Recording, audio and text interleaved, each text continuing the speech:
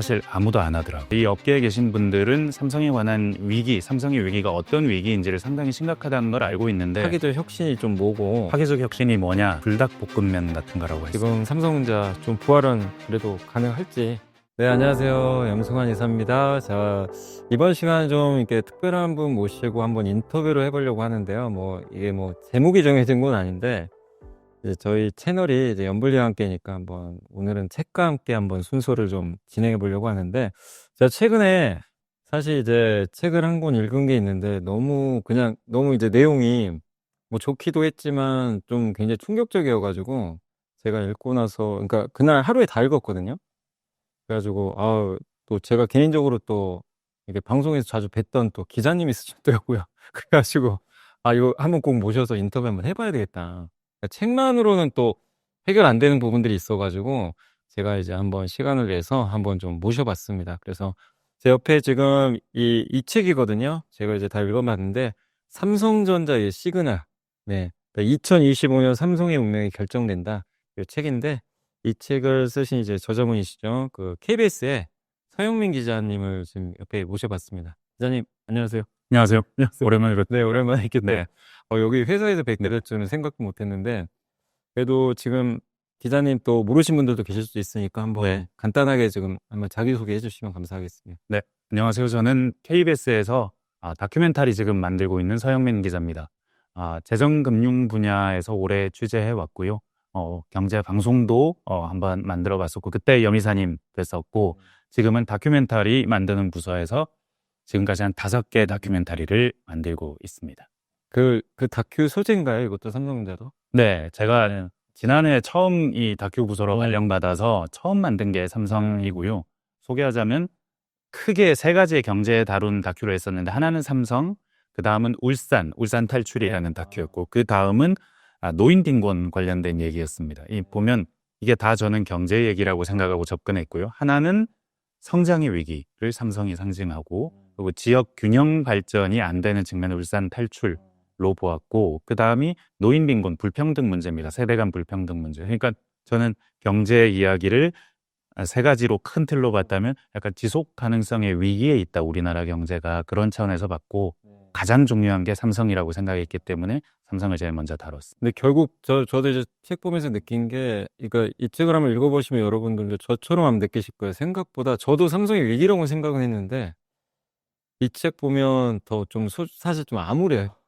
암울하다고 해야 될까요? 그러니까 네. 충격을 더 받았는데 생각보다 더 심각한 것 같더라고요. 그래서 오늘 한번 이제 그런 내용들을 한번 다뤄볼 텐데, 근데 이 책을 그러면 어쨌든 이제 다큐를 하시면서 또 생각하셨을 것 같긴 한데 집필하시게 된 좀 뭔가 계기가 있으신가요? 사실 아무도 안 하더라고요. 삼성. 다들 알고 있는데, 이 업계에 계신 분들은 삼성에 관한 위기, 삼성의 위기가 어떤 위기인지를 상당히 심각하다는 걸 알고 있는데, 사실 기본적으로 삼성에 대해서 다루거나 우리나라의 한 기업을 다룰 때 투자의 관점에서 보자면 오늘 올랐어요, 내렸어요, 중기적으로 오를 거예요, 내릴 거예요, 장기적으로 오를 거예요, 내릴 거예요, 이런 얘기를 주로 해야 하기 때문에, 그렇게 투자의 관점에서 보자면 보다 긴 틀, 저는 아마도 한 10년, 20년 스팬으로 다뤘다고 생각하는데, 그런 긴 흐름에서 보기는 어렵습니다. 근데 저는 기본적으로 투자의 관점에서 어떤 기업에 접근하던 사람이 아니고, 거시경제의 관점에서 우리나라 경제가 지속적으로 성장할 수 있느냐, 이런 관점에서 경제를 많이 바라봐 왔기 때문에, 그랬기 때문에 삼성이 눈에 보였고, 삼성을 보니까 우리나라의 전반적으로 지속 가능해지지 않은 성장의 위기가 보였기 때문에 쓰고 싶었다. 그래서 보다 장기적인 시각에서 한국 경제의 가장 중요한 것이 무엇일까라는 차원에서 생각하다 보니 이 책을 쓰게 되었다라고 설명드릴 수 있을 것 같습니다. 그러니까 이게 결국 삼성의 문제가 우리나라의 또 문제가 될 수 있기 때문에 그거 이제 어떻게 보신 거죠? 네네. 보시고 책을 이제 집필해서 좀 이건 좀 알려야 되겠다 이제 생각을 하신 것 같고요. 네. 근데 이게 제목 자체가, 저도 사실 개인적으로 이 제목에 되게 동의하는 게, 저도 이제 공부를 하다 보니까 올해 삼성이 정말 중요한 것 같긴 하더라고요. 근데 네. 여기 이제 제목에도 나와 있죠. 2025년 삼성이 이제 운명이 결정된다. 그만큼 이 제목 보면 사실 올해 또 잘못되면 이게 이제 돌이킬 수 없다는 좀 느낌도 받는데, 정말 올해 삼성한테 매우 엄중한 시기가 맞겠죠, 올해는? 네. 지난 한 며칠 일주일이면 일주일, 한 달이면 한 달을 살펴보면 삼성에 굉장히 많은 일이 있었습니다. 첫 번째 있었던 일이 HBM3E를 패키징하는 천안 공장에 대해서 엔비디아가 오디트 검사를 왔다는 거예요. 그래서 뭐 거기서 좋은 점수가 나왔다는 겁니다. 이 뉴스도 꽤 큰 뉴스였고 그 바로 다음에 임원교육 뉴스가 나왔습니다. 사직생 회장이 사직생 얘기하면서 지금 죽느냐 사느냐의 기로에 있다. 첫째도 기술, 둘째도 기술, 셋째도 기술이다라는 말을 했다는 게 언론을 통해서 굉장히 말이 많이 알려졌습니다. 다음은 이재명 대표도 야당의 대표도 삼성을 방문했습니다. 뭐 요 얘기도 뉴스가 됐었고 뉴스만 따지고 보는 겁니다. 그리고 6만 전자 거의 한 5달 만에 다시 6만 전자가 됐다는 얘기도 있었고 주주총회도 있었죠. 근데 사실 개별 기업의 주주총회가 전 나라의 뉴스가 되는 기업은 대한민국에는 삼성밖에 없을 겁니다. 삼성 주주총회장에서 굉장히 많이 따졌다 주주들이 이 얘기도 있었고 마지막 뉴스는 지금까지는 젠슨 왕 뉴스였던 것 같아요. 젠슨 왕이 그 GTC에서 삼성 그 또 사인을 한 번 더 했다. GDDR7에 대해서 최고 락스라고 막 사인을 했다. 그것 때문에 앞으로 괜찮을 거다. 아니다. 그러니까 지금 여기에서 여러 뉴스를 제가 언급해드렸는데 한 6개 정도 언급해드렸는데 하나도 삼성의 미래가 확정됐다라고 할 만한 즐거운 뉴스는 없습니다. 납품할 거야. 아니면 앞으로 잘해야 돼. 아니면 이제 6만 전자가 사실 6만 전자가 자랑스러운 숫자는 아니거든요. 그런 측면에서 봐도 젠슨 왕도 이렇게 삼성전자 최고라고 쓰면서도 HBM 삼성이 납품합니까? 물어봤을 때 기대하고 있습니다라고 했거든요. 그러니까 정해진 게 없어요. 근데 이 정해진 것들이 방금 이 긍정적인 것으로 보여지는 최근의 뉴스를 다 합해 보면 만약에 안 되면 어떻게 될 것인가? 라고 생각했을 때 굉장히 위기이죠. 그 말은 지금 2025년이 삼성에게 있어서는 갈림길이다. 굉장히 중요하다. 최근에 나온 뉴스들만 이렇게 좀 모아봐도 그렇게 느끼실 수 있을 겁니다. 네, 그러니까 이게 언론이나 기사 보면 이제 될 것 같은 또 느낌도 드는데 사실 기자님 말씀이 팩트는 그거잖아요. 된 건 하나도 없다 아직도. 네, 엄밀히 말하면 맞습니다. 기대잖아요, 사실. 네, 그 중에서 HBM3E 같은 경우에는 이제 거의 납품하는 것 같아요. 마지막 최종 단계 오디트까지 했으니까 납품하는 것 같은데, 근데 가만 생각해 보면 이 3E를 경쟁사인 SK 하이닉스가 언제 납품했냐를 봐야 되는 겁니다. 그렇죠. 그러니까 납품 자체는 3월 말, 지난해 3월 말 딱 1년 전이었고 지금 삼성전자가 하고 있는 것은 퀄 테스트 통과 여부거든요. 이 퀄 테스트 통과 여부, 그러니까 매스 양산을 시작한 시점은 작년 1월쯤입니다. 그리고 삼성이 아닌 SK 하이닉스에서는 이 3E 제품이 자체적으로 회사 안에서 이거 만들어도 되겠다라고 판단이 난 게 재작년 10월, 11월, 12월 이때쯤입니다. 그러니까 삼성이 얼마나 늦은 건지 보이시죠? 이렇게까지 늦었는데 만약에 이번에도 사인이 안 난다면 정말 큰일이겠지만 일단 사인이 난다면 한숨은 돌린다. 예, 그 정도 상황입니다. 네, 알겠습니다. 제가 이제 책 보면서 저도 이제 그때 당시에 이제 사과를 몇 번 했었잖아요. 삼성 이제 사과가 여러 번 있었죠. 네. 근데 이제 가장 최근의 사과 중에 하나가 2022년 3월에 이제 게임하다가 발열 나가지고 네. 이제 그 사과가 한 번 있었고 가장 최근에 이제 2024년 10월 두 번째 사과. 근데 이제 뭐 기업이 잘못해서 사과할 수도 있는데 이게 문제가 저도 이제 책 보면서 느낀 게 사과로 지금 이게 그칠 문제가 아니라 진짜 이거 저도 읽어보니까요. 경쟁력이 여지없이 지금 떨어져 있구나. 이게 지금 보통 문제가 아니구나. 그냥 사과해서 저는 또 그런 생각도 했었거든요, 사실. 사과하니까 뭔가 잘못한 걸 알았으니까 바꿔주겠지. 근데 그게 중요한 게 아니라 이 경쟁력의 민낯이 완전히 드러난 것 같더라고요.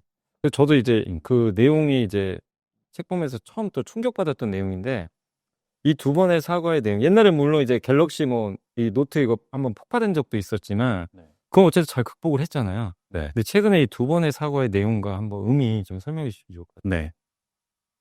이 책에서 가장 중요한 메타포라면 메타포로 삼은 게 사과입니다. 삼성이 직접 한 사과를 한번 보자. 2022년 3월의 사과는 말씀하셨듯 GOS와 관련된 사과였습니다. 사실은 그때 주주총회장에서 한종희 부회장이 사과를 했었는데 그때 사과는 저희가 게임 환경 아니면 사용하시는데 불편함 없는 한도 안에서 소프트웨어를 통해서 좀 조정하려고 했는데 결과적으로 잘못한 것 같다. 죄송합니다 했습니다. 근데 사실은 이 프로그램에 사과할 게 아니라 이런 제품을 만들어서 저희가 잘못된 제품을 만들었습니다를 사과했어야 됐던 거죠. 첫 번째는 이 안에 들어간 핵심 부품 CPU라고 할 수 있는 AP입니다.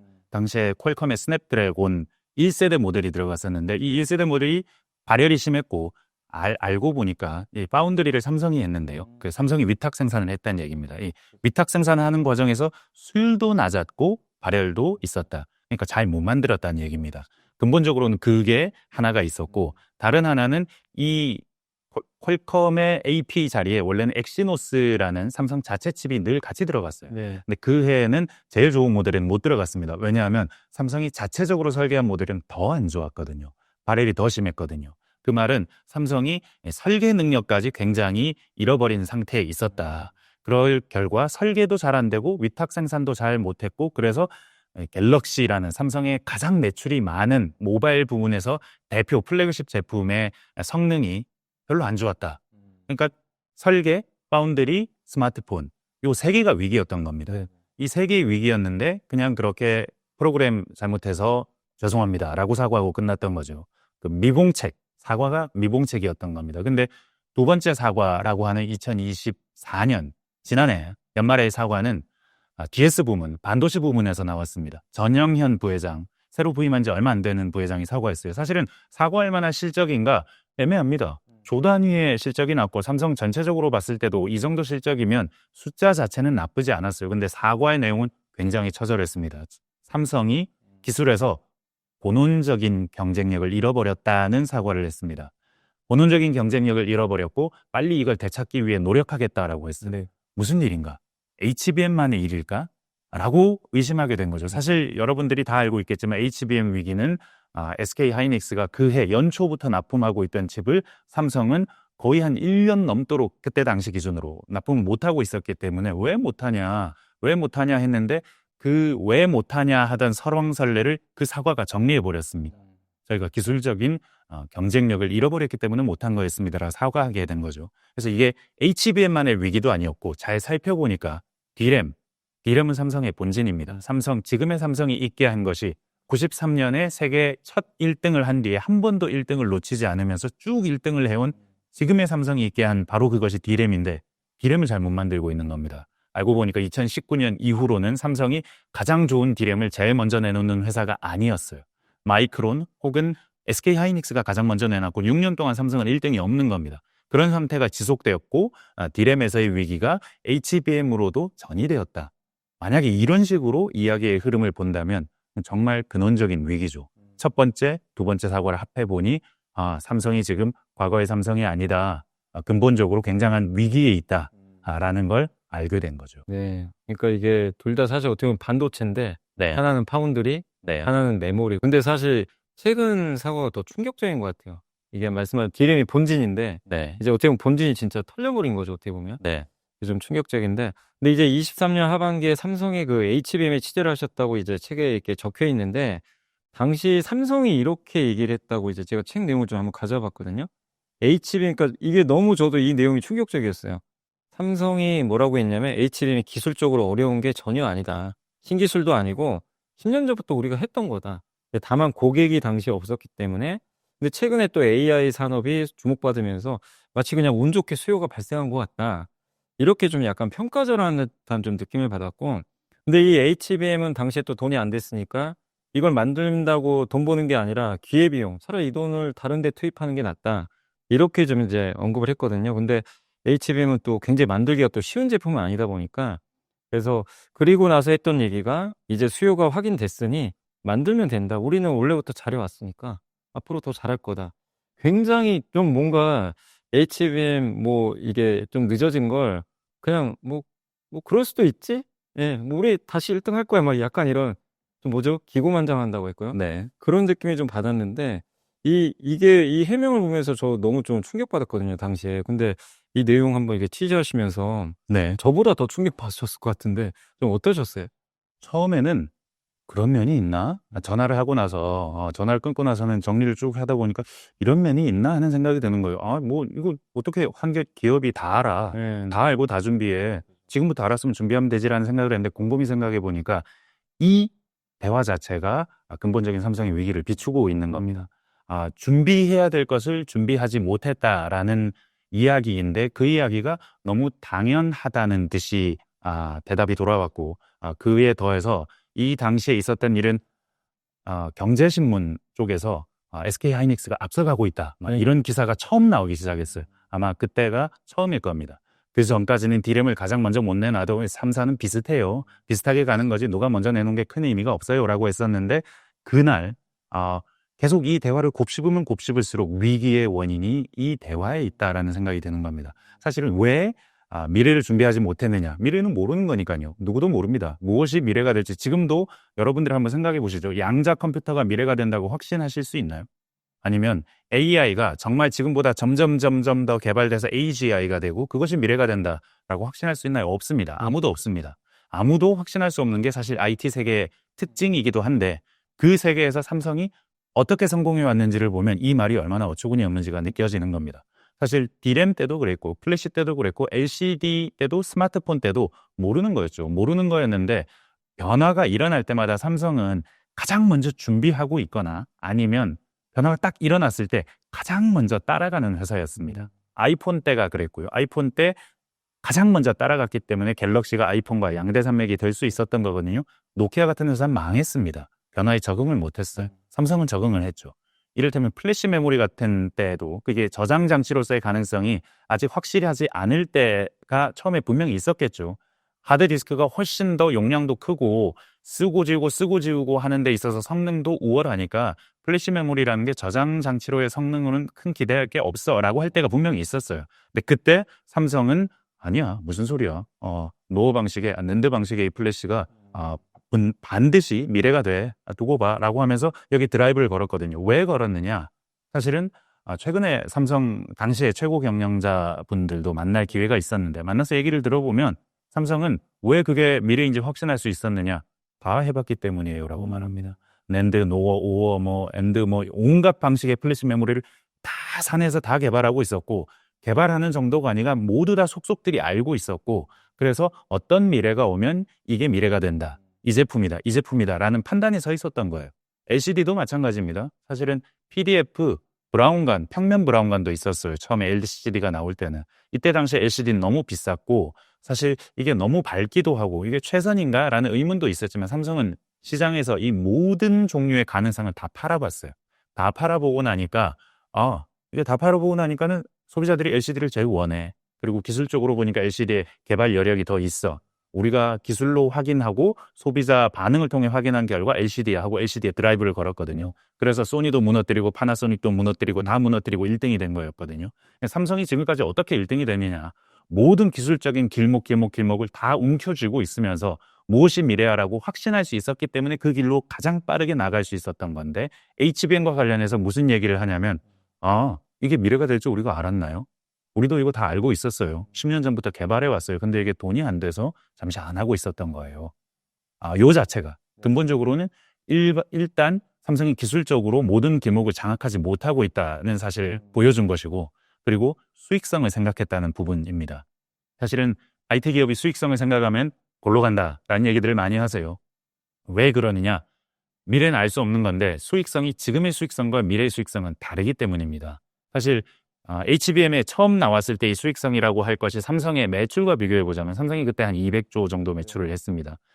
HBM이 그때 1조가 안 됐을 겁니다. 시장이 3, 4천억 1조가 안 되는 시장이었을 텐데 그렇다면 전체 매출의 1%가 안 되는 한 0.67%, 8% 이 정도였을 겁니다. 이 정도 매출의 신시장을 보고 우리가 진출해 너무 작아 라고 생각했다는 겁니다. 특히나 모바일 디램이 가장 많이 파는 것, 그래픽 디램이 가장 많이 파는 거였는데 이 시장 사람들은 서버 칩, 서버 메모리 사람들도 이 HBM을 원하지 않는 거예요.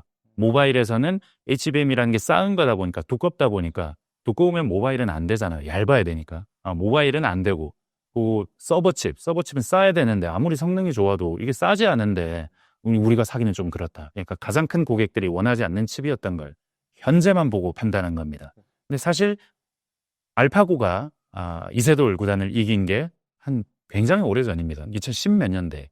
그리고 챗 GPT가 나온 건 최근이지만 그 전부터 AI가 미래가 될 것이라는 이 얘기는 계속해서 해왔었죠. 근데 이 AI 시장에서 제대로 대비를 하지 못했던 것이 그동안 기존 시장에서의 가장 좋은 성과를 거두고 있었기 때문에 이 기존 시장을 계속 쳐다보고 있었기 때문이었다는 겁니다. 이건 파괴적 혁신을 왜 대기업이 못하느냐라고 질문했을 때 딱 이 대답이 나옵니다. 대기업은 기존 시장에서 너무 많은 매출을 거두고 있기 때문에 매출이 적고 미래 시장으로 보이는 부분에서 별로 흥미를 느끼지 못합니다. 그렇기 때문에 기술 혁신 전쟁에서 도태되는 것입니다. 라고 크리스텐슨이 파괴적 혁신에서 대충 이런 종류의 이야기를 합니다. 그렇게 본다면 삼성은 어떤 측면에서 보아도 미래의 준비가 안 됐거나 지금의 수익성에 목을 메고 있었거나 이런 기업이 되는 거죠. 그렇다면 이 기업의 미래가 밝을 수 없는 거겠죠. 근데 어떻게 보면 그동안 그런 생각을 예전부터 했을 수도 있는데 네, 이게 가려져 왔던 거잖아요, 결론은. 맞습니다. 근데 HBM을 계기로 해서 젠슨왕, 어쨌든 보면 또 젠슨왕이 제대로 또 본 걸 수도 있겠네요. 삼성 제품 안 된다. 올 초에 설계를 새로 하라고 했죠. 그러니까요. 사실 설계를 새로 하라고 했는데 3E 제품, 기존 설계 제품은 받아준 겁니다. 네. 이 제품도 어느 정도 쓸모는 있겠지만 지금 당장 새로운 어떤 AI 시대에 준비하려면 지금처럼 하면 안 될 걸 하는 메시지를 준 겁니다. 알겠습니다. 자, 그리고 그 HBM에서, 그러니까 이게 HBM에서 삼성은 이제 이게 D램도 종류가 되게 많잖아요. 네, 근데 이것도 되게 뽑혔던 것 같은데 D램 기술력 원래 저도 삼성이 1인 줄 알았는데 네, 그마저도 하이닉스가 다 역전한 것 같더라고요. HBM뿐만이 아니라 네. 그러니까 SK 하이닉스는 5세대를 쓰고 삼성은 4세대를 쓴다고 하는데 이게 좀 이 부분도 굉장히 큰 차이라고 좀 봐야 되나요? 네, 한번 쉽게 설명을 드리기 위해서 저는 벽돌의 비유를 많이 합니다. HBM이 이 D램을 이렇게 8단, 12단, 16단 쌓은 거다 보니까 이 하나하나의 벽돌로 얘기를 하자면 이 하나하나의 벽돌은 좋아야겠죠. 이 하나하나의 벽돌이 좋아야 이 합쳐진 HBM도 좋은 거겠죠. 근데 방금 말씀하셨다시피 삼성은 HBM3E 제품에 10나노 대 4세대 모델을 씁니다. A 모델을 씁니다. 1A 맞아. 1A가 1이 10나노대라는 뜻이고 A가 4세대라는 뜻입니다. 그래서 10나노대 4세대 모델을 쓰는데 하이닉스는 10나노대 5세대 모델을 써요. 1B 모델을 씁니다. 그러니까 그 말은 하이닉스가 좀 더 좋은 벽돌을 쓴다는 얘기입니다. 좀 더 발전된 벽돌, 좀 더 성능도 좋고 발열 성능도 상대적으로 더 나은 이 제품을 쓴다는 건데 왜 이렇게 됐느냐? 다양한 이유가 있습니다. 사실은 이 HBM이라는 걸 처음 개발할 때 삼성 입장에서는 1A 정도면 충분해라고 생각했을 수도 있고 아니면 1A 제품만 써야 됐을 삼성만의 말하지 못할 이유도 있을 수 있습니다. 이를테면 1B 제품은 설계를 우리가 HBM용으로 하질 못했어. 왜냐하면 D램을 HBM용으로 하려면 훨씬 더 크게 설계해야 되고요. 왜냐하면 그 사이에 그 TSV라고 통과하는 네. 통로, 고속도로라고 비유할 수 있는 통로도 하나 만들어야 되고 구멍도 뚫어야 되고 하니까 좀 더 큽니다. HBM용 D램은. 근데 그 용으로 설계를 못했을 수도 있고 다른 한편은 1B 제품이 제대로 안 나왔을 수도 있습니다. 왜냐하면 사실 처음에 1B 제품을 삼성이 양산할 때 수율이 20-30%밖에 안 됐다. 40-50%밖에 안 됐다. 이런 얘기. 작년 하반기 들어서야 한 60%대로 올라왔다. 지금은 한 70% 이상, 80% 정도 되는 걸로 알고 있습니다.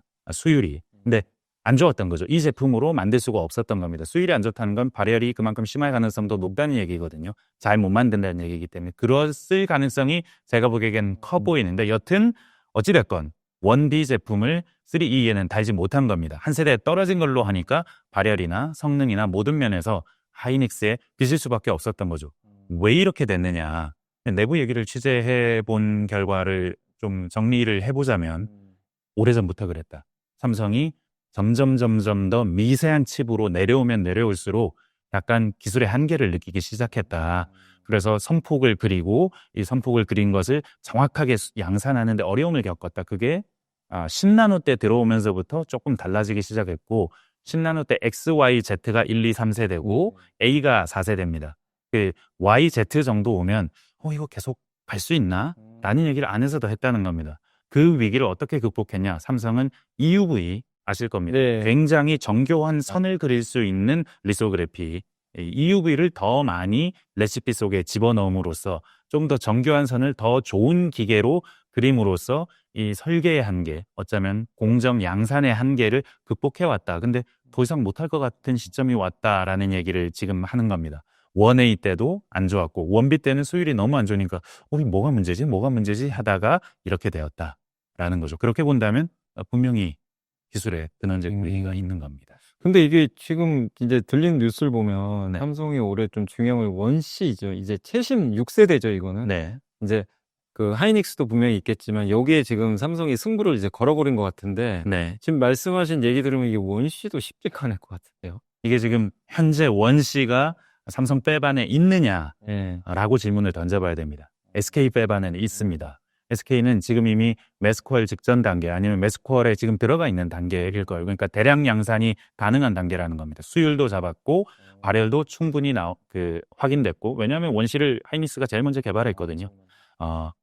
삼성전자도 원씨를 개발을 했고 양산 단계에 있다고 얘기를 하는데 언제 양산하는지에 대한 그 로드맵이 아직은 아주 투명하게 나와 있지는 않아요. 그 말은 삼성은 이 원C 공정에서도 하이닉스보다 상당히 느리다 지금. 그리고 지금 현재 양산이 가능한 단계다라고 말하기 어렵다. 근데 이걸 가지고 지금 새 단계 칩도 그리고 HBM용 칩도 하겠다는 거거든요. 할 수 있을 가능성이 있죠. 당연히 1A, 1B까지 온 회사도 거의 없으니까. 그렇기 때문에 원C로도 만들 가능성이 없다고 할 수 없으나 지금 당장 하이닉스는 있는 제품을 양산하려고 하고 있는데 삼성은 없는 제품을 가지고 미래를 만들려고 하고 있다. 전사적으로 뛰어들어야 할 시점이고 아직은 없다. 이렇게 말했었어요. 그 이재용 회장의 그 사직생이 네. 그냥 한 말이 아니라 진짜 지금 삼성이 위기다라는 네. 걸 그대로 좀 보여주는 것 같고요. 네. 그런데 이제 좀 사실 삼성은 이제 아까도 말씀드렸지만 과거 그 어떤 기업보다 기술에선 정말 기술의 삼성. 네. 이건희 회장이 했던 얘기들도 많이 기억은 나는데 근데 사실 이게 무호의 법칙 아마 반도체 공부하신 분들 많이 아실 거예요. 일정 기간이 지나면 반도체의 집적도 이제 미세화 정도가 2배가 된다. 뭐 이렇게 좀 나와 있는데 학습 곡선은 또 만들면 만들수록 더 잘 만든다. 이게 삼성한테는 그동안 통했던 내용 같거든요. 네. 그래서 1등을 했던 건데 이제는 이게 삼성한테는 지금 이제 더 이상 안 통하는 건가요? 혹시 이게 취재를 해보신 결과 네. 이유가 있나요? 왜 하이닉스는 되고 삼성은 안 되는지 네. 전 그것도 좀 약간 의아하긴 하거든요. 인텔도 그렇고 삼성도 그렇고 같은 이유인 것 같아요. 그냥 워낙에 무호의 법칙을 실현하는 게 어려워졌기 때문에 단순히 심플하게, 그러니까 굉장히 이를테면 이 무호의 법칙을 종이를 반으로 접는 거라고 한번 비유를 해본다면 종이를 반으로 접으면 더 작고, 그런데 그렇게 무호의 법칙을 한번 실현할 때마다 더 빨라집니다. 왜냐하면 가야 될 거리가 짧으니까요. 전류 아니면 이 선폭이 줄어들기 때문에 더 길이가 짧은 길을 가야 된다면 더 빨리 갈 수 있겠죠. 더 빨라지는 겁니다. 빨라지는데 작게 만들기 때문에 웨이퍼 한 장에 넣을 수 있는 디램이 훨씬 많아지기 때문에 싸지기까지 하는 겁니다. 싸고 작고 빠른 것. 그게 모호의 법칙이 보장하는 세계예요. 그래서 이걸 모호의 법칙을 사람들이 이 일정 기간이 지나면 밀도가 2배가 된다. 이걸 강조하면서 말씀하시기를 좋아하는데 전 다르게 보시면 좋겠다고 생각합니다. 제가 접촉해 본 전문가들과 얘기를 해보면 모호의 법칙을 경제적인 예언으로 생각하면 좋다는 겁니다. 전 세대보다 더 좋은 칩을 만들어내면 그 기업은 살아남습니다. 라고 풀이해보라는 겁니다. 그러면 이해가 된다는 겁니다. 왜냐하면 모의 법칙을 실현하는 게 너무너무 어려워진 건 너무너무 작은 선을 그려야 되기 때문에 지금은 코로나 바이러스보다 더 작은 선을 사람이 그려야 됩니다. 바이러스보다 작은 선을 그려야 돼요. 얼마나 어렵겠습니까? 그러니까 못하는 게 너무 당연합니다. 근데 못하는 게 당연한데 이 못하는 걸 한 회사가, 그러니까 모든 것을 한 회사가 하던 IDM 시대가 있죠. 종합반도체 시대. 이 종합반도체 시대 한 회사가 하던 그 장점이 너무 작아지니까 사라져버린 겁니다. 이를테면 예전에는 반도체 회사가 공장이 없으면 반도체 회사를 할 수가 없었어요. 엄청 돈을 많이 써야 되고 자기 영업 비밀도 들어있는 건데 이걸 남한테 줄 수도 없고, 그러니까 옛날에는 사나이라면 팹이 있어야지 라는 얘기를 하던 굉장히 유명한 제리 샌더스라는 그런 사람도 있었던 겁니다. 근데 그 시대에는 팹이 있어야 되고 팹이 있을 때 더 빨리 그 다음 공정으로 갈 수 있었어요. 먼저 테스트해 볼 수 있고 기술을 유출 걱정도 없이 갈 수 있으니까. 근데 너무 작은 걸 하다 보니까 이게 너무 어려워지는 겁니다. 인텔을 예를 들어보면 인텔이 어느 순간 그 코어 하나를 더 작게 만드는데 어려움을 겪으니까 코어 2개를 만들, 듀얼 코어, 쿼드 코어. 그러니까 코어가 8개, 16개 이렇게 된다는 얘기 들어보셨을 거예요.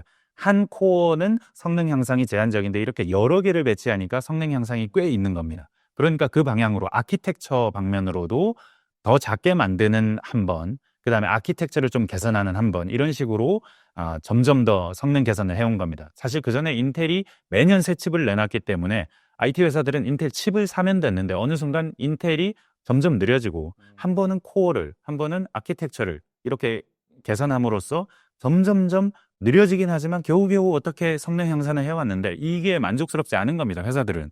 이를테면 애플 같은 회사들은 언제까지 인텔한테 의존해야 되지? 인텔이 저렇게 못하고 있는데 만들기 어렵다는데, 근데 인텔은 다 집어넣으니까 저렇게 어렵지만 나는 모바일 아니면은 노트북에 최적화된 칩만 있으면 되는데 나는 이렇게 설계하면 될 것 같은데, 근데 이렇게 설계하면 된다는 아이디어는 있지만 만들 수가 없었던 거죠. 근데 그걸 해결해 준 회사가 나왔지 않습니까? TSMC라는 회사가 나온 겁니다. 그러니까 인텔이 혼자서는 하기 너무 힘들어진 일을 각각의 IT 회사들이, 이 애플만 이런 생각을 한 게 아닙니다. 아마존도 엔비디아도 온갖 모든 자기 업계를 선도하던 회사들은 빨리 새 칩을 만들어내야 되니까, 만들어내지 않으면 도태되니까, 없어지니까, 무호의 법칙을 실현해야 되니까 여튼 무슨 수를 써서든 이걸 만들겠다고 생각했고, 이게 설계만 하고 제조는 더 잘하는 회사가 따로 있었던 겁니다. 그러니까 제조라는 건 돈이 많이 들고 그리고 그만의 노하우가 필요한데 이 만드는 노하우에 있어서는 어느 순간 TSMC가 인텔을 앞섰던 거죠. 그러다 보니까 설계와 제조가 나뉘는 새로운 종류의 비즈니스 모델이 등장했고, 이걸 파운드리 모델이라고 사람들이 부르고, 이게 혁신의 플랫폼이 된 겁니다.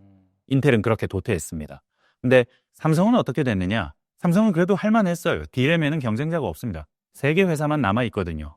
과점하는 체제였기 때문에 그래도 어떻게 끌고 올 수 있었는데 어느 순간 안 되는 겁니다. 그게 D램에서도 있었고, D램을 겹쳐서 만드는 HBM이라는 새로운 제품, 사실 이 HBM이라는 새로운 제품 자체도 아이디어를 낸 건 AMD나 엔비디아 같은 그래픽칩 회사입니다. 이 회사들의 아이디어가 나와서 그럼 어떻게 한번 만들어 볼까 했는데 삼성은 중간에 그만뒀지만 SK하이닉스는 한미반도체랑 손을 잡고, 아니면 일본의 나믹스라는 회사와 손을 잡고 소재와 기술과 기계를 여러 회사가 함께 개발해 가면서 새로운 세대로 문을 열고 들어간 겁니다. HBM이라는. 근데 이 HBM이라는 것에 삼성이 왜 못했느냐? 혼자 하려고 했다라는 측면, 그리고 내가 기술에서 가장 앞서 있다는 자만, 그리고 동시에 위기가 왔다라는 사실을 명확하게 인지하지 못했거나 인정하고 싶지 않았던 측면이 있는 겁니다. 근데 사실 어찌 보면 HBM이라는 것이 모의 법칙을 온전히 실현한 것인가 의문의 여지는 분명히 있습니다. 이게 과정이라는 거죠. AI가 AGI로 가는 과정이듯이 HBM이라는 것도 가만 살펴보시면 이게 더 빠르긴 합니다. 그리고 더 성능이 좋긴 하고, 근데 비싸요. 커요. 근데 사실 모의 법칙이 보장하는 세계는 더 작고 더 빠르고 더 싼 것의 세계거든요. 근데 HBM은 분명히 더 비쌉니다.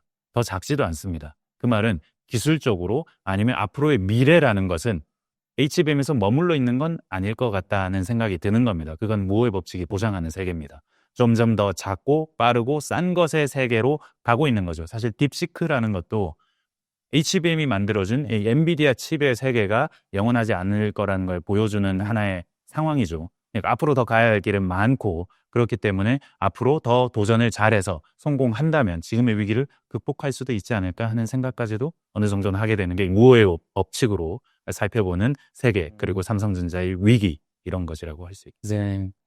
참 아까 말씀을 좀 인상 깊었던 게, 참 하이닉스는 어쨌든 좀 당시에 사실 증권가에서 이거 부도나는 거 아닌가 그 얘기까지도 좀 위기였거든요. 네. 근데 말씀하신 것처럼 어쨌든 협력 관계를 잘 구축해가지고 네. 위기를 이제 정면 돌파를 했는데, 삼성이 결국 좀 어떻게 보면 좀 자만한 결과고 너무 좀 혼자 하려고 했던 게, 네. 그게 좀 패착이 아니었나 하는 생각이 좀 다시 한번 들었고요. 네. 그리고 이제 삼성전자 뭐 계속 이제 그 과거부터 이제 시장 선도하던 그 트렌디한 기업이라고 책에도 좀 적어주셨고, 아까도 얘기해 주셨지만 LCD 나왔을 때, 스마트폰 나왔을 때 어쨌든 경쟁사들은 다 망하는데 삼성이 손대면 망한 게 없어요. 다 1등 해버렸어요. 사실 그것도 되게 네. 좀 놀라웠는데, 근데 지금으로서는 좀 상상이 좀 안 되는 좀 부분도 있지만 어쨌든 이제 삼성이 계속해서 시장을 선도했었고, 근데 왜 지금은 그러지 못하고 있나? 이게 사실 이건희 경영에 보면 끝없이 위기를 만들어라, 이런 이제 그 말씀도 하신 것처럼 이게 삼성한테 이제 더 이상 삼성 내부에 뭐가 인적 구성이 변해서 그런 건지 이게 이제 더 이상 통하지 않는 지금 시대로 바뀐 건가요? 일단 지금의 삼성이 그때 삼성과 다르긴 한 것 같아요. 그때 성공할 때, 잘 나갈 때 그 분들을 만나보면 삼성은 뭔가 하는 회사였습니다. 뭔가 하는 사람을 우대해주는 회사였고, 어떤 사람이 리더가 되느냐? 자기 분야에서 제일 잘하던 사람이 리더가 되고, 그 리더 중에서도 제일 잘하던 사람이 리더가 되고, 그리고 차곡차곡 리더를 성장시키고 그 리더를 개발시키던 회사였는데, 지금은 안 그런 것 같다는 얘기, 삼무원이라는 얘기 많이 하잖아요. 삼성 공무원. 나는 그냥 회사는 회사고 돈은 많이 주니까 그냥 여기 다니면서 내 삶은 다른 데서 찾을 거야. 아니면 일에 있어서는 딱 9 to 6, 요 정도만 하고 내 삶의 본질은 딴 데서 찾을 거야. 뭐 이런 얘기를 하는 사람들이 많다는 거. 동시에 삼성 안에서 가장 뛰어난 사람이 리더가 되느냐. 그리고 리더는 이 회사의 가장 기술적인 소홀성을 확보하기 위해 노력하는 사람이냐. 아니면 임원이라는 분들이 지금 내 임기가 1, 2년이니까 이 임기 내에서 내 밑에서 나쁜 소식이 나를 통해서 위로 올라가면 내가 무능한 게 되니까 이 소식은 전하지 않을 거야. 그리고 좋은 소식만 전하고 다 된다는 얘기만 할 거야. 라는 사람이 리더이냐. 이런 거에 대해서 의문을 많이 가지고 계세요, 지금은. 그러니까 뭔가 인적 구성이 다른 건 틀림없습니다. 근데 삼성이 왜 지금 이렇게 되었느냐? 라고 질문을 던질 때 사실 인적 구성 자체는 변한 건 그러니까 뛰어난 인재냐 아니냐의 차원에서 보자면 크게 변한 건 없다는 거죠. 대한민국에서 공대에 나와서 가장 뛰어난 사람들이 삼성가고 지금도 우리나라에서 수많은 반도체 관련 기업이 있지만 이 반도체 관련 기업들, 특히 외국계 기업들의 한국 지사, ASML이나 뭐 다른 람이나 뭐 이런 회사들에서도 다 여기서 좀 뛰어나면 경력직으로 삼성으로 SK하이닉스로 이전하려고 하거든요. 넘어가려고 하거든요. 그러니까 여전히 지금도 이 업계에서 삼성이 기술적인 소홀성을 유지하지 못할 특별한 이유가 있느냐? 그렇진 않습니다. 근데 왜 그럴까?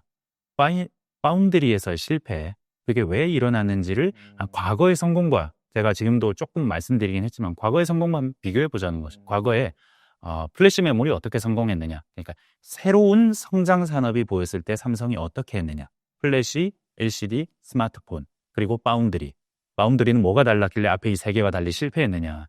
말씀드렸지만 플래시가 시장에 새로 나왔을 때 삼성은 모든 기술적인 발전의 길목을 다 지켜보면서 그 안에 모든 연구팀이 그 하나하나의 가능성을 다 살펴보면서 무엇이 미래에 이런 미래가 나타났을 경우에 우리는 요 제품을 밀 거야 라고 하는 계획이 다 서 있었던 거죠. LCD 역시 마찬가지라고 말씀드렸습니다. 평면 브라운관으로 소니가 여전히 세계 1등을 할 때예요.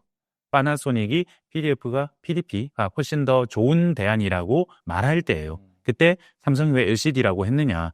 다 해봤더니 시장에서 일단 LCD를 제일 좋아하고 LCD에 기술적으로 혁신의 가능성이 있고 특히 LCD가 반도체와 만드는 공정이 매우 유사합니다. 그러다 보니까 이 LCD를 내가 잘할 수 있을 것 같아라는 확신도 있었고 강력하게 드라이브를 건 거였거든요.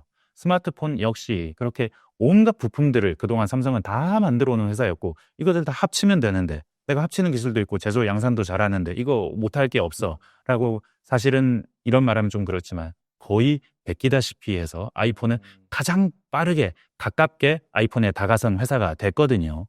그런 과거를 보면 잘 알았다. 잘 아는 상태에서 확실히 알고 난 게 드라이브를 걸었다라는 거거든요. 근데 파운드리는 어떻게 했냐 보면 이재용 회장이 2019년 즈음에 이것이 미래입니다. 가겠습니다. 라고 하면서 그때 100조를 투자하겠다고 하면서 2030년에 1등이 되겠다고 했어요. 근데 그때 당시에 삼성이 파운드리라는 비즈니스에 대해서 충분히 이해했느냐 아니면은 충분히 필요한 IP들을 많이 확보했느냐 만드는 방법. 그러니까 파운드리는 노하우도 중요하고 그 만드는 여러 가지 다양한 방법들을 확보하는 것도 중요하고 동시에 이 방법들을 가지고 고객사와 충분히 소통하면서 만들어야 하는 비즈니스였는데 삼성이 그때 드라이브를 걸었던 건 3나노 GAA입니다. 새로운 기술, 새로운 주방을 만들어 놓으면 손님은 올 거야 라고 생각한 거죠. 근데 그렇지 않았다는 겁니다. 그 안에 기술적으로도 보면 다양한 수많은 기술들을 확보해야 했고 IP도 확보해야 됐고 노하우도 확보해야 되는데 그 과정을 건너뛰었고 그리고 가장 좋은 3단 공정의 바운드리만 하려고 했습니다. 그러니까 그 말은 뭐냐면 나에게 돈이 되는 것만 하고 싶었다는 거예요. 사실 3단 공정이 아닌 레거시 공정의 바운드리는 메모리보다도 수익성이 안 좋을 수 있습니다. 근데 그건 안 하고 싶었던 거예요. 근데 바운드리라는 비즈니스가 처음부터 끝까지 차곡차곡 올라온 TSMC와의 경쟁을 하려면 처음 기본기부터 가장 레거시 단계의 칩부터 다 만들어 보면서 충분한 노하우를 쌓았어야 되는데 그거보다는 우리는 선단, 3나노 GA 이거 먼저 개발하면 와라고 생각했던 거죠. 근데 개발해 놓고 퀄컴이 4나노대에서 삼성과 파운드리 하면서 굉장히 어려움을 겪었거든요. 수율도 안 좋고 발열도 심하더라. 이건 만드는 방법을 잘 모른다 내지는 아직 익숙치 않다라는 뜻이거든요. 근데 이렇게 아직 만드는 방법이 익숙치 않아 하는 이 회사에다가 3나노 공정이라고 하면 각 회사의 최선단, 최고 신제품입니다. 올해 이거 내놔야 되고 이거 실패하면 이 회사가 망하는 칩이에요. 근데 이 칩을 익숙하지 않은 회사에 맡길 수 있었을까요? 그랬기 때문에 삼성이 파운드리에서 나아가지 못했던 겁니다. 다시 말하면 충분히 알지 못하고 충분히 이 시장에서의 기술적인 가능성이 어디로 향하는지에 대해서 과거처럼 면밀하게 파악하지 못한 상태에서 파운드리를 했다는 겁니다. 일단 그랬기 때문에 파운드리에서 실패를 한 거고 이 얘기를 좀 비유적으로 얘기하자면 파운드리 비즈니스는 고객이 가져온 설계도대로 만들어주는 비즈니스가 아닙니다. 고객이 가져온 설계도보다 더 잘 만들어줘야 합니다. 왜냐하면 고객은 팹리스입니다. 이 회사들은 공장을 몰라요. 팹을 몰라요. 어떻게 반도체를 제조하는지 모르고 그렇기 때문에 이 팹리스들은 컴퓨터로 설계만 하는 회사고 그 안엔 공장이 하나도 없습니다. 그러니까 설계만 하던 회사들은 설계상으로 이렇게 구현이 되는데 뭐 하고 가지고 오는 건데 만드는 사람이 보기엔 이건 안 돼요. 요런 식으로 라인은 못 이어져요. 요런 식으로는 안 되고 요렇게 해야 돼요. 라고 다양한 가능성을 제시해 줘야 돼요. 그렇게 해서 설계도보다 더 좋은 제품을 만들어줘야 진짜 제품이 나올 수 있어요. 실제로 애플도 이런 실수를 많이 해서 TSMC가 이거 안 돼. 너네 이거 만들어 보니까 제품이 안 나와. 내가 기술자 50명 보내줄 테니까 우리가 해결할 수 있으니까 너는 본사에서 한번 해결해 보자. 저는 네. 그냥 설계도만 딱 갖다 주면 네. 이제 어느 정도 뭐 중간에 또 디자인할 수도 있으니까 네. 그렇게 해서 보통 TSMC가 크게 간섭 안 하고 네. 만드는 줄 알았더니 그게 전혀 아니니까. 그러니까 디자인 하우스라는 것이 가운데 있을 수도 있고 디자인 하우스 역할을 파운드리가 상당수 해줄 수도 있는데 중요한 것은 이 설계만 하던 사람, 화성에서 나온 이 팹리스들의 언어를 이 제조만 하는 사람, 금성에서 있는 이 사람들이 충분히 이해를 해줘야 된다는 겁니다. 그러니까 설계도보다 더 좋은 제품을 만들어줘야 되는데 TSMC는 이 벽에 부딪히면 이걸 해결하려고 그렇게 50명씩 막 본사에 엔지니어도 보내고 해결해 주려고 노력하고 했는데 삼성은 퀄컴하고의 관계에서 어떤 일이 있었는지 한번 보시죠. 실제 제품이 나왔는데 이 제품이 발열도 수율도 안 좋은 제품이 나온 겁니다. TSMC는 애초에 발열이 있고 수율이 안 좋은 제품이 나오게 하지 않는다는 거죠. 고객과의 협업을 통해서. 근데 삼성 그냥 만들어 나와 버린 겁니다. 그렇게 돼서 너네 설계도가 좀 그랬던 것 같은데 라고 말했을 수도 있어요. 근데 여튼 결과적으로 보면 이 비슷한 설계도를 가지고 바로 이듬해 퀄컴이 TSMC로 갔는데 TSMC로 가고 나서는 수율도 발열도 비약적으로 향상이 된 칩이 나온 겁니다. 그 말은 설계도보다 더 잘 만들어져야 되는 이 업의 본질에 대해서도 파운드리에 대해서 잘 이해하지 못했다. 서비스 측면에서도 그렇고 기술적으로 무엇을 더 더해야 됐는지도 미숙했다. 그런데 돈을 먼저 쓰고 막대하게 투자해서 새로운 공정을 개발하면 될 것인 것처럼 생각한 전략적 실패가 있었다. 그것이 그동안 삼성이 성공했던 그 전략과 파운드리에서는 근본적으로 달랐다. 이런 얘기를 할 수 있는 거. 그래서 이 책에서 이제 보면 크리스텐슨의 파괴적 혁신이라는 내용도 좀 사실 나오긴 하는데 네. 그게 좀 굉장히 인상적이었거든요, 저는.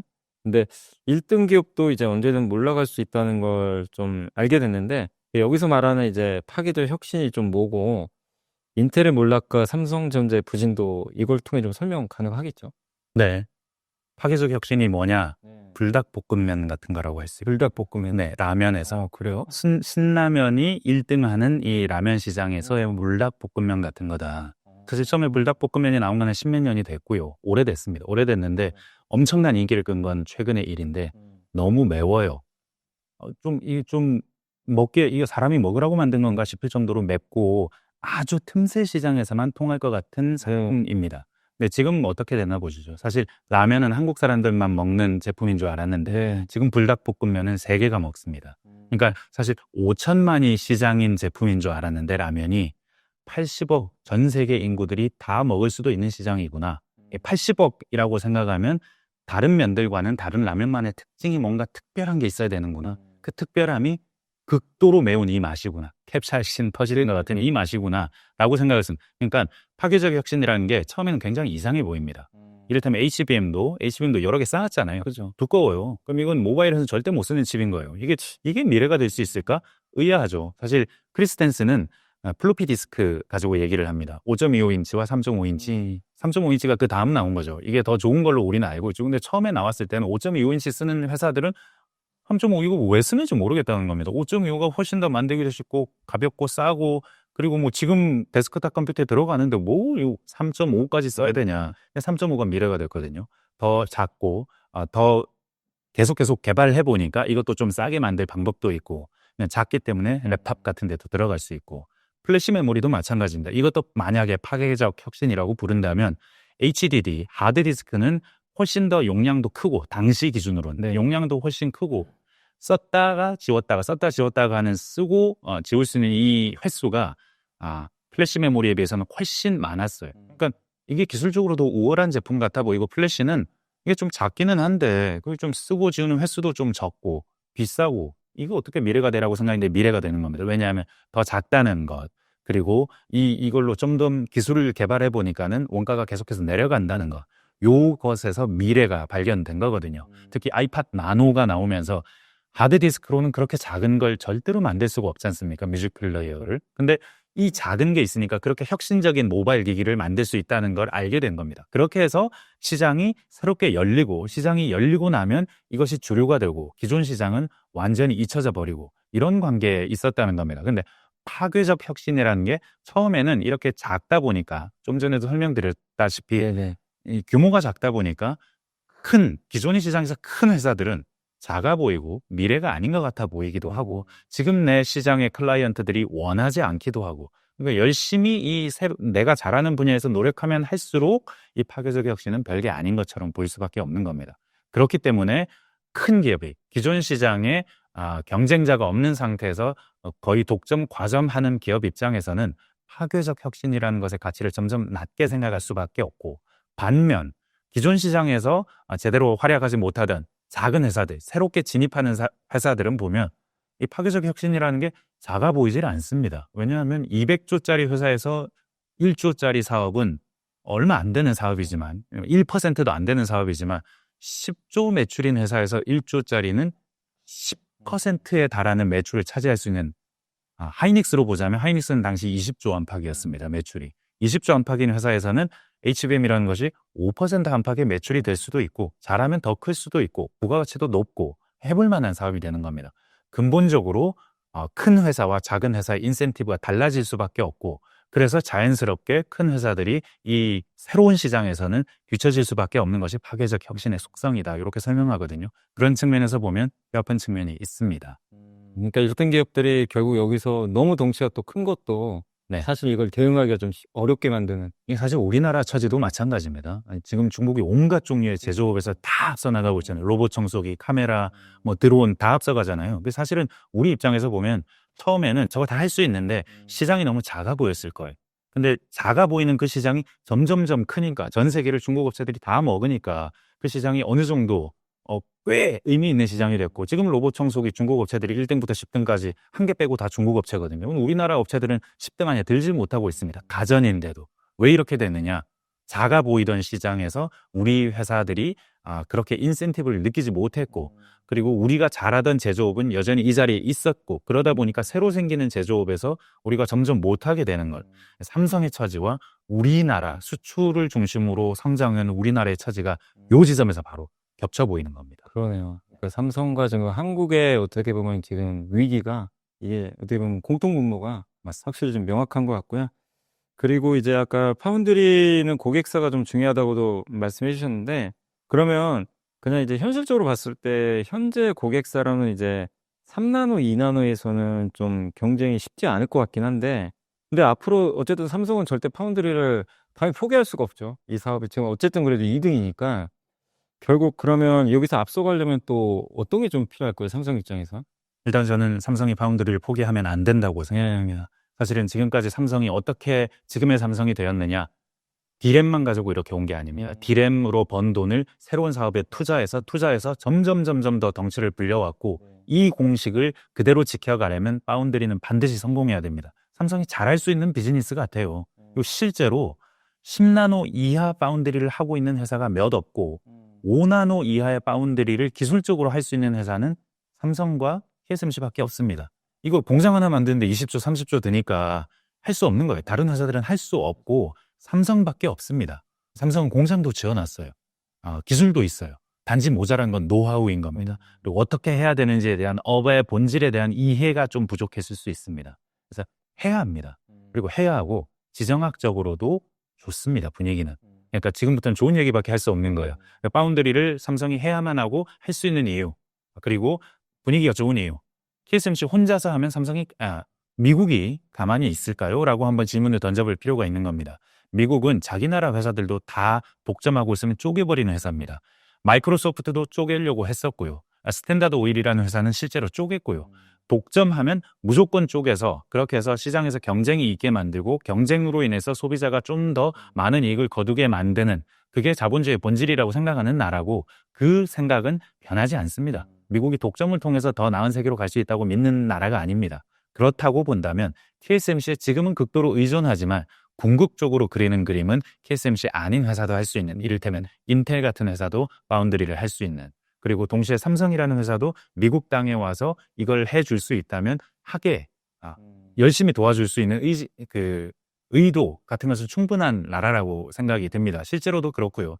삼성이 지금 4나노 기술, 3나노 기술, 이제 좀 있으면 2나노 기술도 꼭 하게 되는 것 같습니다. 이 기술을 확보하는 것이 다가 아니다. 이 점은 이제 깨달았을 거예요. 그래서 기술뿐만 아니라 정말 중요한 노하우, 서비스, 솔루션, 설계도보다 더 나은 제품을 만들어내는 능력, 그리고 협력을 통해서 이걸 할 수 있다는 거, 혼자서는 못한다는 거, 이걸 지금은 깨달았을 거라고 생각하고 따라갈 수 있다고 생각해요. 왜냐하면 일단 말씀드렸지만 두 개밖에 없어요. TSMC 아니면 삼성뿐이에요. 다른 회사가 해줄 수 있는 게 아니에요. 그리고 다른 빅테크 회사들도 TSMC에 의지하는 게 너무 싫습니다. 왜냐하면 지금 2나노 새로운 제품 웨이퍼 한 장당 가격을 기준으로 얘기하는데 웨이퍼 한 장에 TSMC가 $20,000 받을 수 있다는 얘기도 합니다. 이게 얼마나 엄청난 액수냐고 하면 지금까지 삼성이 파운드리 안 하네요. 파운드리가 장담 받을 수 있는 돈이 굉장히 제한되어 있기 때문이었어요. 그게 과거 한 10년 전 기준으로 보면 장당 $2,000였습니다.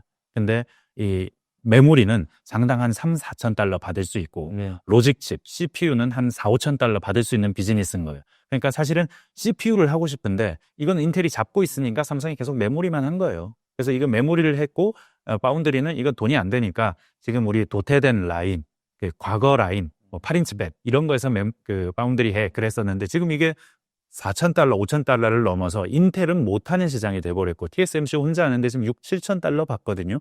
그리고 2나노는 $10,000 넘어갈 수 있다는 얘기까지 하니까 와 이거 엄청난 비즈니스다 해서 달려가는 건데 그만큼 이걸 할 수 있는 회사는 삼성 TSMC밖에 없습니다. 그리고 이제 삼성이 앞으로 조금 더 지금은 이제 선단 공정을 개발은 하지만 여기서 당장 수주할 수 있을 거라는 생각을 하지는 않는 것 같아요. 좀 더 내실을 다지는 작업으로 가고 있습니다.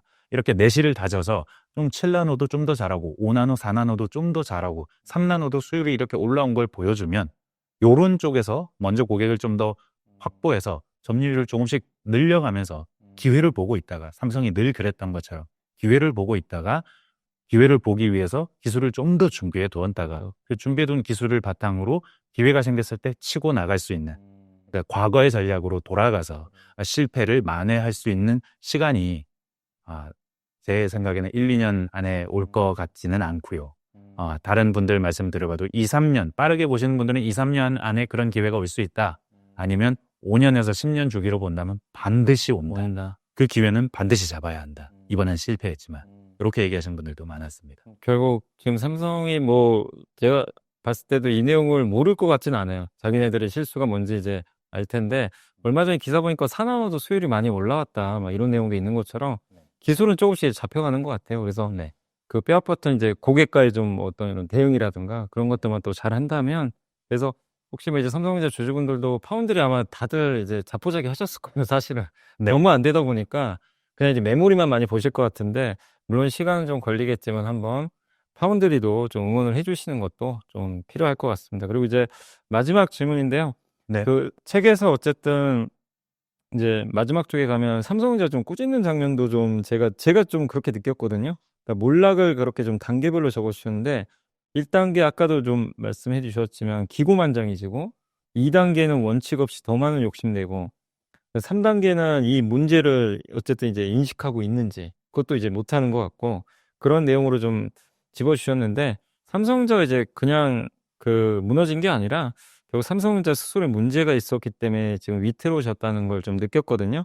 근데 일단 25년도 지금 이제 1분기 지났잖아요. 이제 25년도를 보면 이제 얼마 안 남았는데 기자님 보시기에는 그래도 지금 삼성전자 좀 부활은 그래도 가능할지 좀 네. 어떻게 좀 생각하실지 궁금합니다. 일단 메모리에서 뒤처졌지만 네. 근데 떨어졌지만 분명히 쫓아갈 수 있다. 왜냐하면 여기도 세 회사밖에 없는 네. 과점 상태인 비즈니스입니다. 근데 이 과점 상태인 비즈니스에서 살짝 떨어졌지만 그럼에도 불구하고 기술적으로 떨어졌다는 거지 점유율은 여전히 1등입니다. 가장 많은 돈을 버는 것은 하이닉스지만 여전히 점유율은 1등이에요. 그러니까 네. 아직까지 충분히 여력이 있고 그리고 아직도 점유율 1위이기 때문에 시간이 지금 기술적으로 약간 뒤져졌다 해도 시간을 조금은 두고 도전할 수 있는 상황임. 너무너무 급해서 막 지금 당장 숨이 넘어가는 상태가 아닌 겁니다. 네. 그러니까 지금 현재 돈도 벌고 있고 점유율도 1위니까 과점 상태이기 때문에 조금은 안정적인 버퍼가 아직은 있다. 그러니까 지금부터 조금씩 쫓아간다면 D램도 조금 더 빨리 기술적인 수월성을 확보한다면 D램 부문은 어느 정도 빨리 성과가 날 수도 있다. 특히 전영현 부회장이 D램 설계 쪽으로 네. 하시던 분이기 때문에 그래서 앞으로 삼성이 D램에서 얼마나 빨리 쫓아가거나 아니면 가장 먼저 새로운 제품을 내놓거나 HBM을 좀 더 타사보다 잘 만든다라는 이야기가 나온다면 그 언론을 통해 틀림없이 나올 겁니다. 그런 얘기들은 반드시 나오게 돼 있으니까요. 그렇다면 좋은 신호이고 그걸 바탕으로 본진이 다시 굳건해진 다음에 다시 파운드리라는 신성장 사업으로 다시 가야 되는 거죠. 저는 이것이 공식이라고 생각하고 사실 원칙 없이 확장했다고 한다는 것이 바로 파운드리에서의 얘기입니다. 지금까지 성공했던 원칙이 있었고 비결이 있었는데 그 비결을 그대로 실현하는데 미흡했다. 그러니까 돈을 먼저 투자해서 새로운 주방을 만들어 놓으면 고객이 올 거라고 생각했다라는 것이 이 업에 대한 이해가 부족했다는 건데 그건 틀림없이 자만에서 오는 걸 겁니다. 우리는 반도체를 가장 잘 만드는 회사고 만드는 측면에 있어서는 TSMC보다도 우리가 잘할 수 있어라고 잘할 가능성은 있죠. 다만 어떻게 하면 더 잘해야 되는지에 대한 면밀히 준비를 하지 않았던 거. 자만했기 때문입니다. 자만했기 때문이고 원칙 없이 확장했기 때문이고 다른 한편으로 보자면 위기를 무시했기 때문입니다. 그래서 2022년 GOS 파동 때 GOS가 의미하는 것이 우리의 기술적인 위기다라는 점을 그때 좀 더 명확하게 설명하고 그리고 좀 더 명확하게 우리가 이걸 못했으니까 도전할 거예요. 그러니까 프로그램을 잘못했어요가 아니라 우리가 기술에 좀 위기에 있는 것 같아요. 정진하겠습니다. 라고 말했다면 어땠을까? 그랬다면 작년에 그 뼈아픈 정말 기술의 본원적 위기에 있다는 사과를 하지 않았을까 하는 생각이 드는 거거든요. 근데 다행인 점은 작년에도 사과를 했고 올 초에도 지금 벌써 이재용 회장이 위기에 있다. 첫째도 둘째도 기술이라고 말하면서 채찍질을 다시 시작하고 있기 때문에 어느 정도 이걸 이해하고 있다 삼성이. 그래서 다시 정진해서 나가려고 하고 있다. 이 측면이 긍정적이다. 다만 방금 말씀드렸던 자만, 원칙 없는 확장, 위기 무시 이 실패가 큰 기업이 더 안 좋은 상태로 가는 그래서 사그라지고 마는 짐 콜린스 이론입니다. 1, 2, 3, 4, 5단계 단추가 된다. 다시는 이런 실수를 반복하면 안 된다. 그리고 큰 기업이 성장의 정체에 들고 난 다음에 사그라들게 되면 그 뒤로 다시 이 약간 위기 상황을 극복하고 다시 올라갈 확률 이거 10% 정도밖에 안 된다.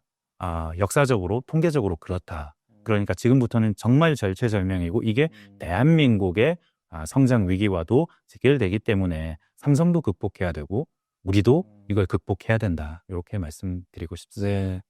오늘 뭐 이제 기자님 모시고 정말 삼성에 한번 이제 민낯을 한번 들여다봤고, 그러니까 사실 이게 위기의 본질을 알아야 이제 우리가 해결책을 좀 찾아낼 수가 있잖아요. 근데 위기의 본질이 뭔지 이제 정확히 우리가 알았고, 이게 삼성의 위기가 아니라 사실 우리나라 대한민국 경제에 또 위기랑도 겹쳐있기 때문에 흔히 농구에서 피벗이라 그러죠. 방향 전환한다고 하는데 삼성이 지금 좀 잘못된 길을 좀 걸어왔는데 이게 올해를 좀 기점으로 해서 피벗을 해서 좀 더 나은 방향. 그리고 삼성은 분명히 기술력 있는 기업은 맞거든요. 반도체에서는 뭐 누구보다 뛰어난 또 기술을 갖고 있기 때문에 그런 이제 그동안 과거에 또 잘 됐던 전략을 잘 세운다면 삼성의 미래가 좀 밝지 않겠냐 이렇게 또 말씀을 해주신 것 같습니다. 어쨌든 삼성 주주분들이 400만 명이 넘습니다. 넘고 또 많은 분들이 참 이제 어떻게 보면 또 애증이라고 해야 되겠죠. 네, 늘 관심을 많이 갖고 계실 텐데 삼성전자 계속 지금 좀 실망스러웠지만 앞으로 좀 잘 되기를 또 바라는 마음에서 오늘 이제 방송을 여기서 좀 마무리하도록 하겠고요. 오늘 기자님 또 이렇게 말씀해 주셔서 감사드리고 끝으로 뭐 구독자분들한테 하시고 싶은 말씀이 있으면 뭐 마지막 인사 말씀 해주시면 감사하겠습니다. 성공적인 투자에도 뭐 세상을 이해하는데도 좀 더 긴 시각에서 세상의 움직임을 좀 이해하려는 노력이 중요하다. 제가 쓴 이 책이 모든 것을 설명해 주지는 못하겠지만 대한민국 성장의 한계 혹은 삼성전자의 한계가 어디로부터 비롯되고 어떤 신호가 나왔을 때 삼성이 다시 극복하고 있다라는 신호가 될 수 있는지는 설명하는 아주 작은 단초는 될 수 있다고 생각한데요. 근데 저는 정말 또 너무 의미 있게 이 책을 읽어봐가지고 뭐 여러분들도 시간 되실 때 또 읽어보시면 좋을 것 같습니다. 자, 오늘 삼성전자 시그널이라는 이제 책을 새로 좀 쓰신 KBS 세영민 기자님 모시고 뭐 좀 귀한 인터뷰 시간 가져봤습니다. 저는 또 다음에 또 다른 또 인터뷰 있으면 또 찾아뵙겠습니다. 오늘 기자님도 너무 고생하셨습니다. 감사합니다. 감사합니다.